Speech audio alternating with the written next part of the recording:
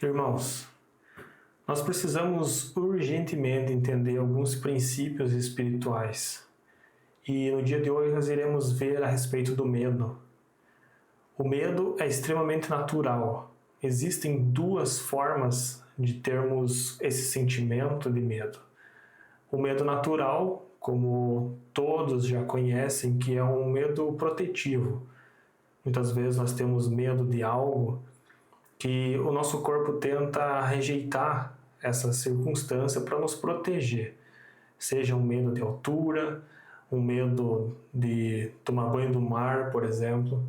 Um medo que cria algo protetivo para você. Você não vai se expor àquela condição por uma proteção que você quer ter ou acha que você teria esse risco ao ponto de te prejudicar, te machucar. E esse medo também pode acontecer com questões pessoais também.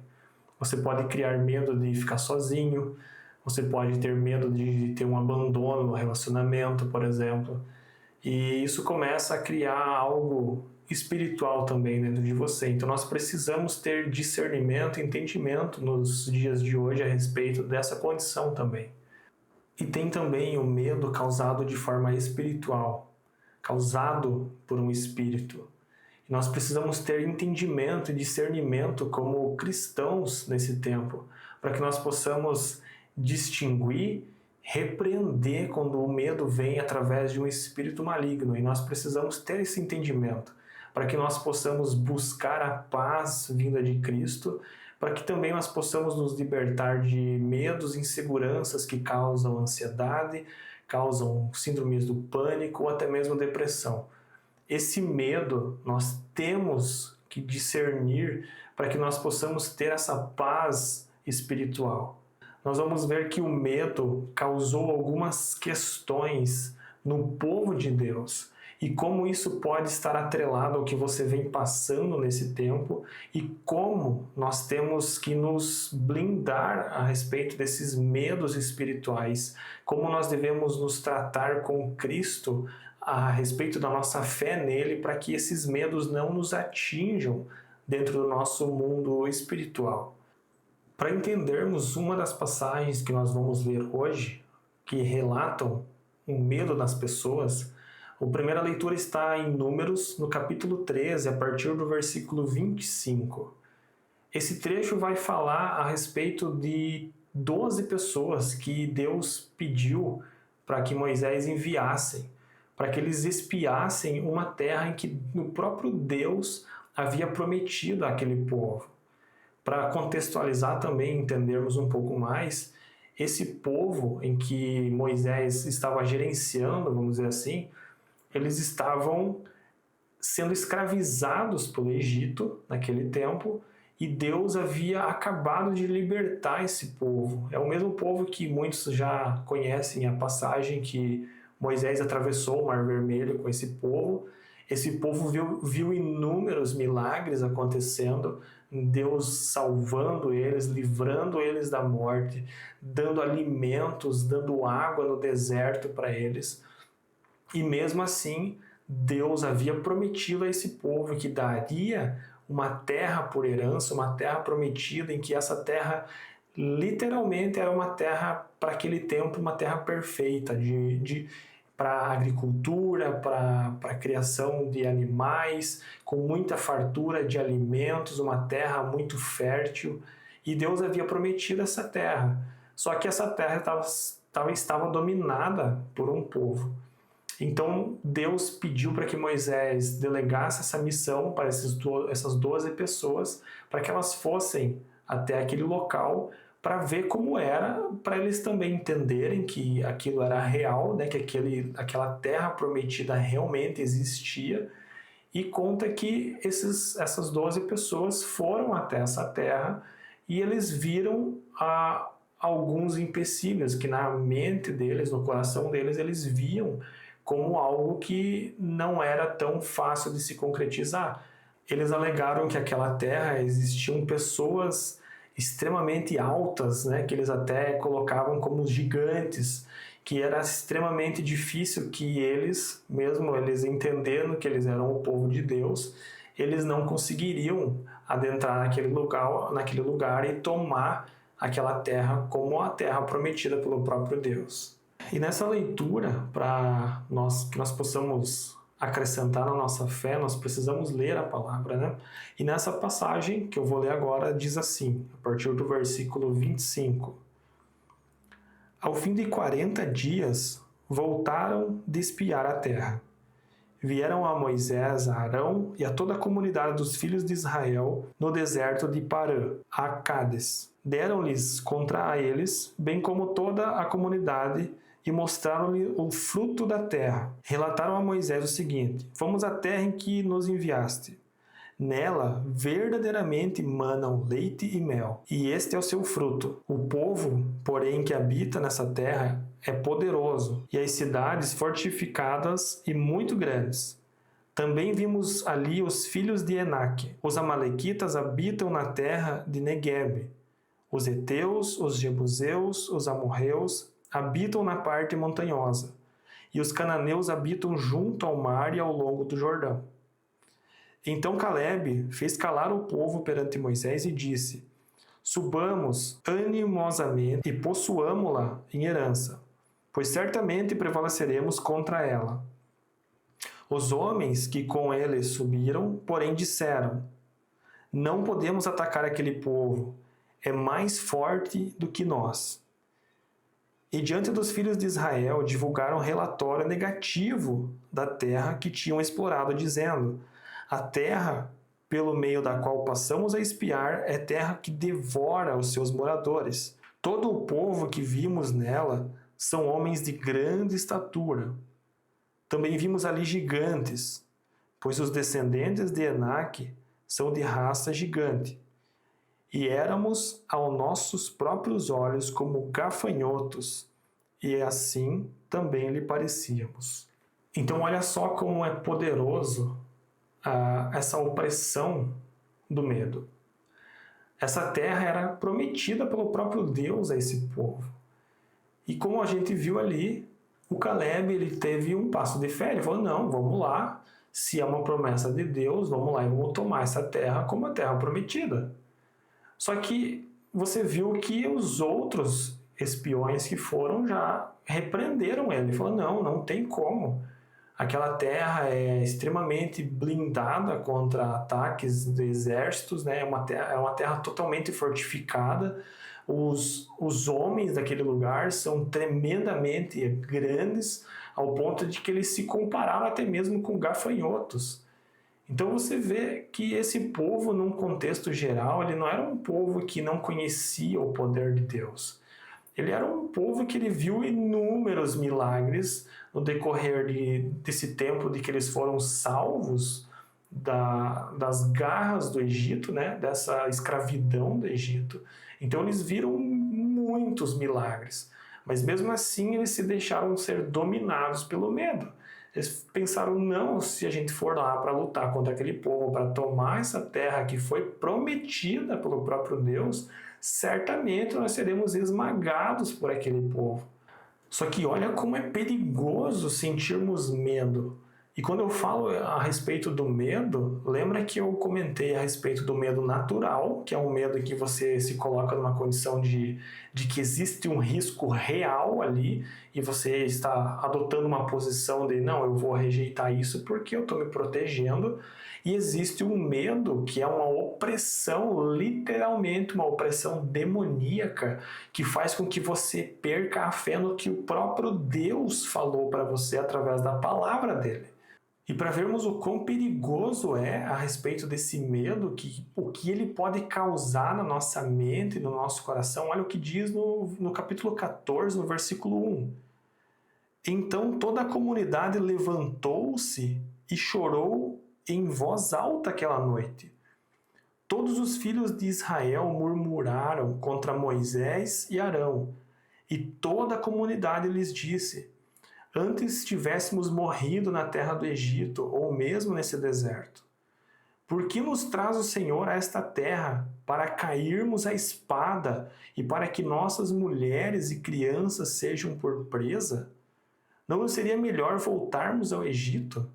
Olha só o quão perigoso é o medo espiritual. Eles literalmente estavam duvidando de Deus. E essa dúvida fez com que todo o povo murmurasse, ou seja, eles reclamassem, duvidando de Deus, duvidando do que Deus disse para eles. E eles começaram a imaginar coisas, colocaram como nossas mulheres, nossas crianças irão morrer à espada.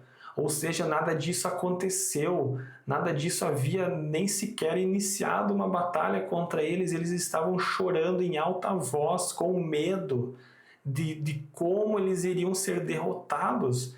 E lembrem, Deus tinha acabado de dar uma promessa da terra prometida ao povo dele.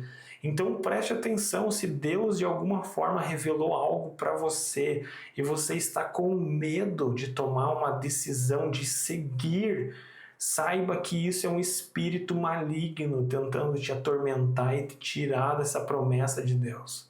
E olha o que diz no livro de Tiago, no capítulo 1, no versículo 6. Presta atenção. Peça, porém, com fé, não duvidando, porque aquele que duvida é semelhante à onda do mar, impelida e agitada pelo vento.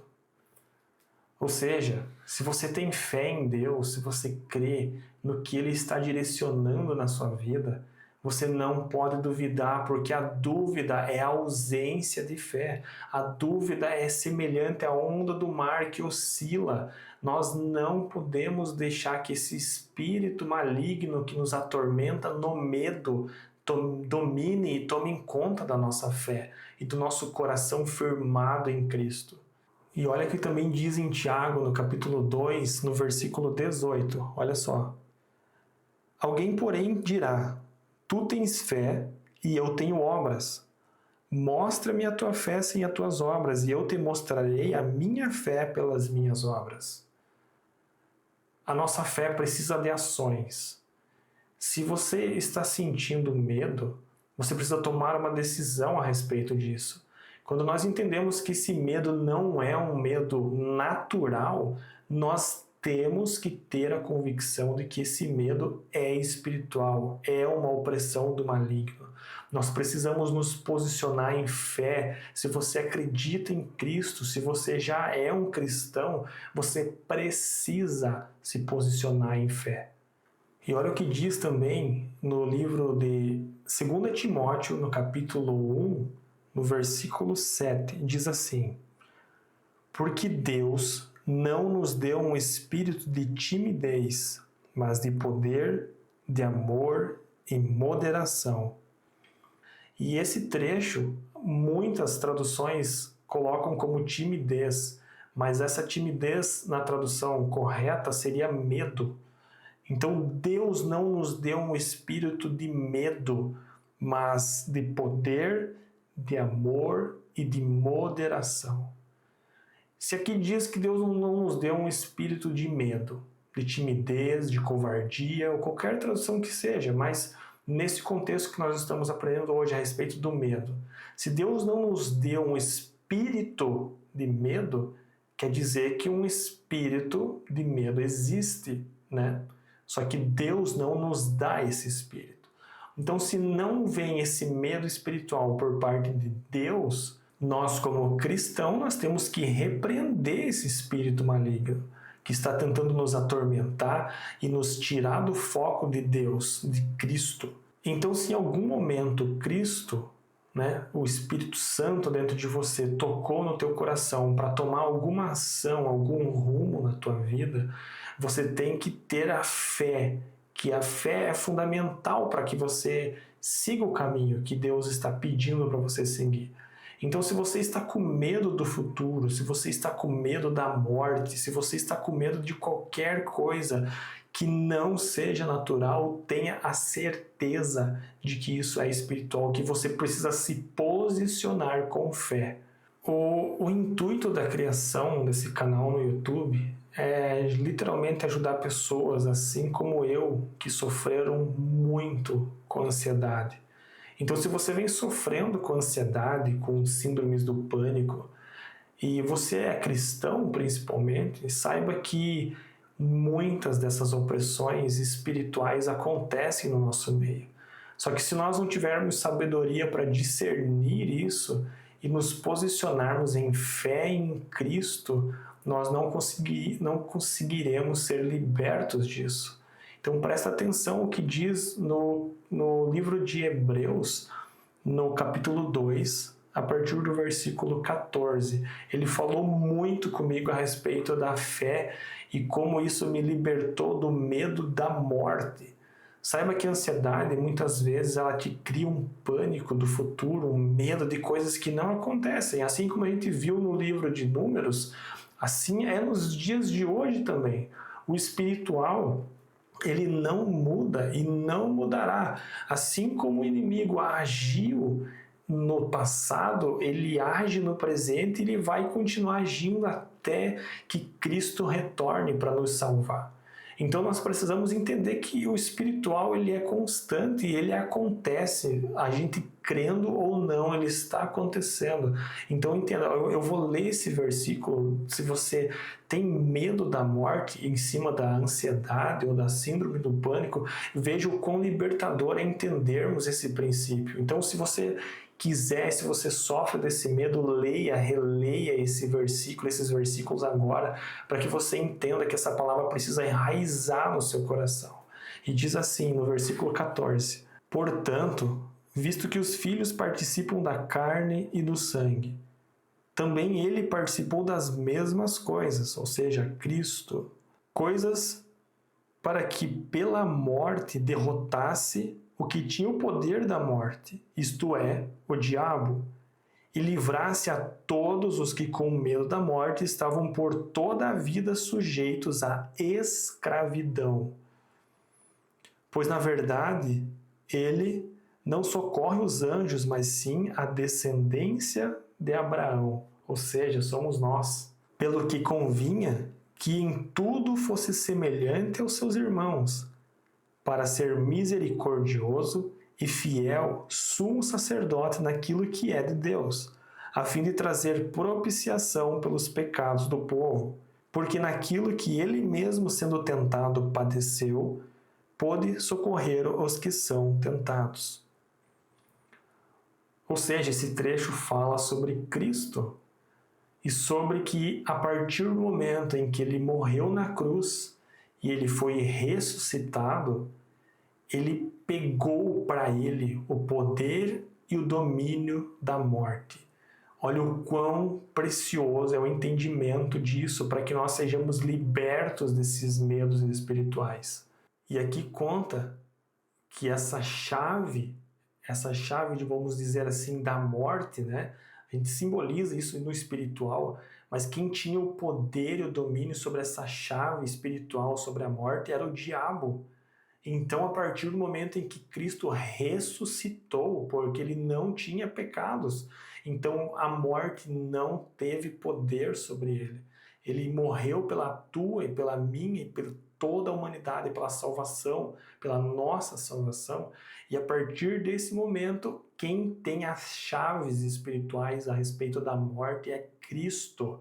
Então não tenha mais medo.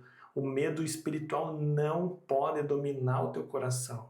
É óbvio que no dia a dia nós não temos muitas vezes o controle sobre todas as nossas emoções, mas tenha em mente, nós precisamos ter um posicionamento como cristãos.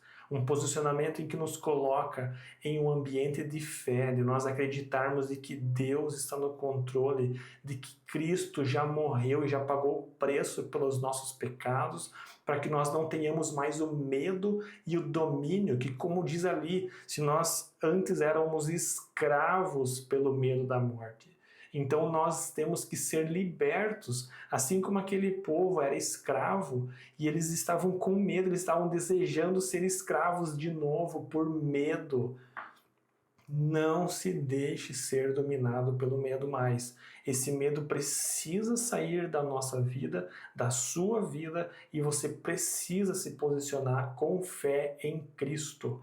E assim você vai ser liberto das ansiedades, do medo do futuro, principalmente desses medos que são espirituais. Nós precisamos discernir esses espíritos malignos para que nós possamos avançar em fé. E nós, assim como todos, aqueles que creem, seremos libertos e nos encontraremos com Cristo no tempo perfeito. Amém. E para finalizar com uma palavra de ânimo e para que ela acrescente em fé no seu coração, olha o que ele diz no livro de Josué, no capítulo 1, no versículo 9. Não te mandei eu? Esforça-te e tem bom ânimo. Não pasmes e não te espantes, porque o Senhor, o teu Deus, é contigo, por onde quer que andares. Em algumas outras versões, a tradução diz até assim: não te espantes, seja forte e corajoso, não tenha medo. Eu sou o Senhor, o teu Deus, e esse Deus é contigo. Aí você pode dizer, mas esse Deus, ele falou com Josué a respeito disso. Mas o Deus é o mesmo, é o Deus que eu creio que você deve crer também. Então tenha esse discernimento, Deus é contigo. Não te espantes, não tenha medo. Cristo já derrotou o inferno através da ressurreição, para que nós não tenhamos medo, para que nós não sejamos escravos do medo. Entenda isso, por favor, que o Espírito Santo entre dentro de você e te conceda esse entendimento também, em nome de Jesus.